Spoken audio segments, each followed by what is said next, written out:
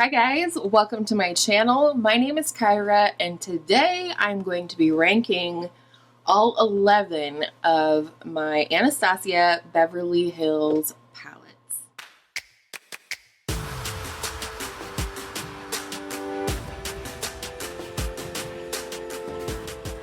Today is a very special day for me because I am collaborating with a new beauty that I met here on YouTube. Her name is Heather Austin and she is gorgeous inside and out. She has a beautiful channel. I love her content. If you like my content, you will definitely like hers if you're not following her already. She does get ready with me's. I love that she's been going live lately. She went live on Christmas Day and I love interacting with her on her live chats. She's just very sweet. It's like you're sitting in a room chatting with a friend. So please go check out her channel if you're not subscribed already. And if you're here from Heather's channel, I want to say welcome. I hope you enjoy today's video and that you will consider subscribing before you leave. And with all of that said, let's get into some ranking. I've had this idea to rank my ABH palettes in my little book of ideas for quite some time now. It's one of the only brands within my collection that I have enough of to rank. So that being said, this was actually a really tough activity for me because I love ABH shadows. Some people are like super into Juvia's Place or indie shadows in general and so on, but I personally am a lover of Anastasia Beverly Hills palettes. So let's go ahead and start with number 11. We're going to rank from bottom to top, and number 11 is the Prism palette for me. I do like this palette. I had this palette in my Shop My Stash for December, so I did get some use out of it. I did decide to keep it in my collection because if there's any ABH palette that's been on the chopping block ever for me, it's this one. It's just not my favorite color story. I think it really intrigued my eye when I first saw it. This was the holiday palette from ABH in 2018. And I just thought, wow, what a cool color story. And then I got it. It kind of stumps me. It's just not the shades that I love on myself personally overall. And so that's why I'm ranking this one at the bottom. But it's still a nice palette. It's good quality. It's just not my favorite. Coming in at number 10, this may shock some of you. And just know that I love all of these palettes or I wouldn't have them in my collection. I have no problem decluttering palettes to other people in my life who I think will get better use out of a palette because I'm not. So coming in at number 10 is the Anastasia Beverly Hills Norvina Collection Volume 2. I had a couple of different criteria for ranking things where I ranked them based on color story. I rank them based on usage, and for Norvina Volume 2, this is just purely based on the usage that I've had with this palette versus my other ABH palettes. This is a beautiful color story, and it's possible that because these all came out in the fall that this just hasn't been a color story that I'm interested in using just yet.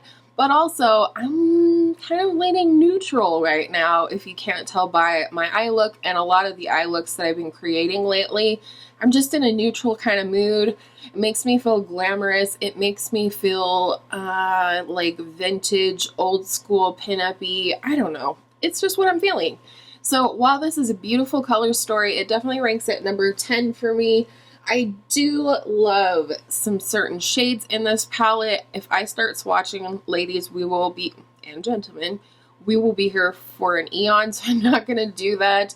But I do love this palette, and I will mention that any videos that I have relating to these ABH palettes, I will have all of those down in the description box for you in case you want to see these palettes in action, hear my thoughts, and so on. Another one that might be shocking, and honestly, I cannot wait to see how different Heather and I ranked these products because I have a feeling it's going to be really different.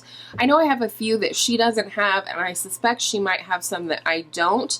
But coming in at number 9, I'm sorry, Heather, It's the Modern Renaissance. That being said, this is the palette I have on my eyes today, and if you missed my Unofficial Project Pan products, this is one of them. I really want to get more use out of this palette this year, so I did kind of unofficially plan to just make some progress and really get to deeply know and love this palette, because I do love the color story. I just don't think I've given it enough dedicated usage to form more positive opinions on it, if that makes sense. I think the things that definitely throw me off are the two pinks in this palette. I do like pink eyeshadow, but these aren't the colors of pink that I tend to reach for. So again, I just want to get some more use out of this. However, that is why it's ranked at number 9 for me, because I just haven't gotten the use out of it, and therefore it's not one of the first ones that I reach for. Coming in at number 8, this was definitely the case of I like this color story better than some of the ones that I've already ranked lower, and that is Subculture. I do believe I have the original formulation. I hear that there was a second formulation. I was immediately drawn to this palette when I saw it. It's definitely one of the first ones I bought. In fact, Modern Renaissance, Prism, and Subculture I bought all within probably the same month. But there's definitely favorite shades for me in this palette, and just in general, like if you can't tell by my general ensemble, I'm really into like nature, nudes, grunge, that kind of thing, and for me this just like fits the bill. The only reason I rank it a little bit lower is because for me this is very seasonal. I definitely would wear it in summer and fall, but the rest of the time, you know, I would be picking and choosing in the shades. And then the other thing is I am a shimmer girl through and through. I love my shimmers, and there's only 3 in here, and these two duochromes have hard pan. I do make them work by using a sponge tip applicator, and then this shade right here, which is Adorn, it's just not my favorite kind of color, but I do actually reach for this one on my own without it being, you know, sort of like a shop my stash situation. Coming in at number 7, this is where it starts getting tougher for me to rank these products, because the rest of these I love, I reach for on my own, it's not an issue. Coming in at number 7 is the Norvina Volume 3 palette. Again, these are my colors, just like Subculture. I really enjoy the sort of, well, there's a lot of brightness in here, but there's a lot of fall, more grungier tones in here, and these are my colors. However, again, it's newer to my collection. I haven't had the occasion to reach for it as much as I would have liked. And the other thing I think that keeps this lower in the ranking are the like more fluorescent shades that kind of got thrown into this palette. They're just not my favorite. If I'm being honest with my skin tone and stuff, I think these types of shades tend to look a little bit patchy on me. There are ways that I can use them, and we will be talking about that at some point in the Art of Makeup Color Made Easy series. And so that's why it's ranked down lower. Also, the shimmers in this palette are not my favorite. I think these two blues are kind of monotonous, and these 2, 3 there are kind of chunky. So this one out of the 3, I do have all 3, was not my favorite, mostly based on the shimmers. The shimmers, just for me, I didn't love the color, and I didn't love the textures. Coming in at number 6 is Soft Glam. I love this palette. To me, this is one of my go-to neutral palettes, 100%. It's right up there in terms of Persona and some other, like the Persona Identity palette and some of the other neutral palettes I have in my collection. I do reach for this frequently. I'm not even a huge gold eyeshadow fan, or I wasn't for a long time, but these 2 golds right here I think are just perfect on my eyes. They're very brightening, and they have some interesting shifty business going on with them as well. The only shade I'm like not super big fan of is this gold right here. It's more of a brass. They call it bronze. I would not call that bronze at all. It's kind of chunky. Again, it's a texture thing. It's a fallout thing because I prefer to do my face first. So that's why this one comes in at number 6. Number 5, I'm sorry, Heather.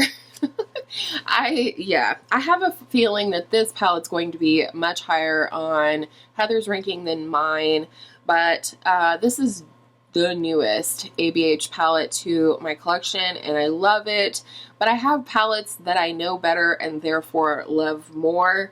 I just completed a 7 looks plus my review on this palette. It's the Jackie Aina palette. This is gorgeous. Don't get me wrong. I love this palette. There's definitely some unique shades in here to my collection, which I'm all about, and that's what I'm looking for when I'm adding new palettes to my collection. But I just think it's a case of I don't know this one as well as the other ones. They all had to be ranked somewhere, and there's others that I've used more, love more, that had to be ranked higher. That's all there is to it. This is a beautiful palette. I'm so glad I picked it up, and the 7 looks will be linked down below. These last 4 were like super duper hard. I sat and I stared. I had them all open on my vanity here, and I kind of went through the process of, okay, now if I could only keep 4, like which one would I give away next if I could only have 3? So coming in at number 4 is my OG Norvina palette. I do love this palette. I think it's very like boho and just, I don't know, kind of earthy, but in an ethereal way. Who knows? But this is beautiful. I love every single shade in this palette. They are all gorgeous. I love wearing this palette. I do think some of the textures in this palette are a little bit chunky and not glittery, and that's why I tolerate chunk, is if there's no glitter. If I want glitter, I'm going to use the Tati palette or something where I'm putting intentional glitter on my lids. So that's another reason why some ranked where they did. But while this is chunky, I wouldn't call it glittery. And like I said, I just love every single shade in this palette. And that is not something I can say very often when talking about any of the eyeshadow palettes in my collection. Be curious to know below if any of you, based on having been here for a while, guess my top 3. Let me know. So coming in at number 3, this was a hard decision between 3 and 2, and is my Sultry palette, which is actually another one of my go-to neutral palettes, like I mentioned with Soft Glam. But Sultry has just got to be a little bit higher because I'm really into cool tones right now. There are a couple shades in this palette that I really don't use. I really don't use this pop of pink and this like straight up gold called Steampunk. It's not my type of gold. I like a lighter and like brighter gold for my eyes, but otherwise I love every single shade in this palette. And it's just, I don't know, I'm so thankful for this palette because I think this palette, which was holiday 20, oh, I think I said it wrong. Prism was holiday 2017. This was holiday 2018. I think this kind of helped turn the tables from so much warm eyeshadow into the cooler tones that I think a lot of us were craving after that oversaturation of warm shadows in general on the market. Don't get me wrong, I love warm shadows and they are very flattering to my warm undertones, but man, am I into cool tones lately. I just can't get enough. Cannot get enough. Carli Bybel is number 2. I love this palette. I was really surprised at the sort of lackluster reception to this palette. I mean, I definitely would agree that these two like periwinkle shades here are a little redundant because they're very similar. One's just ever so slightly deeper and like chunkier.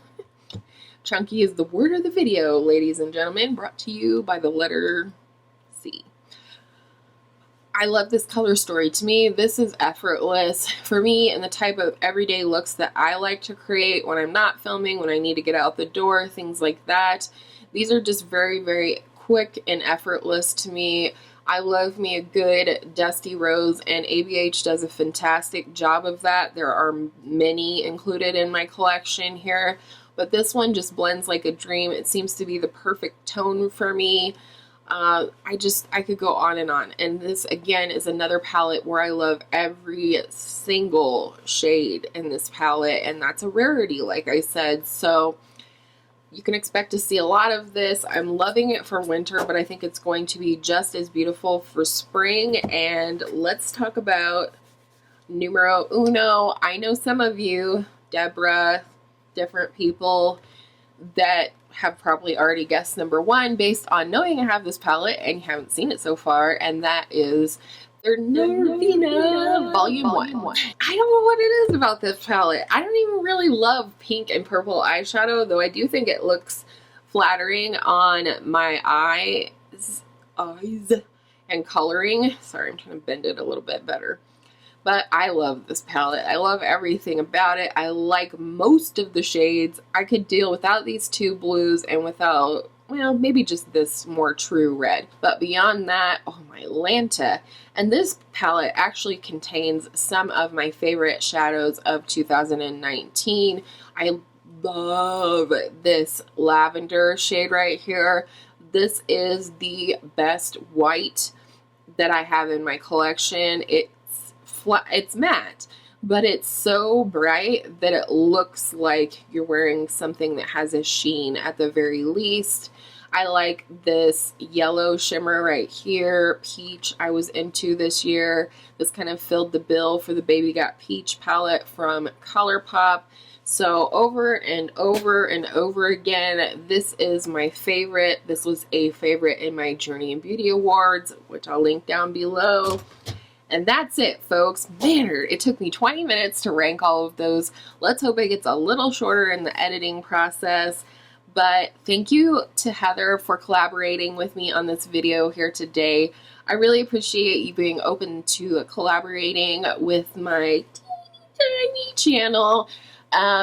And I just love watching your channel, Heather. If you are here from my channel, please go check Heather out because you will not be disappointed. I hope you enjoyed this video, and I hope all of your makeup days are absolutely beautiful makeup days. Please don't forget to subscribe if you haven't already.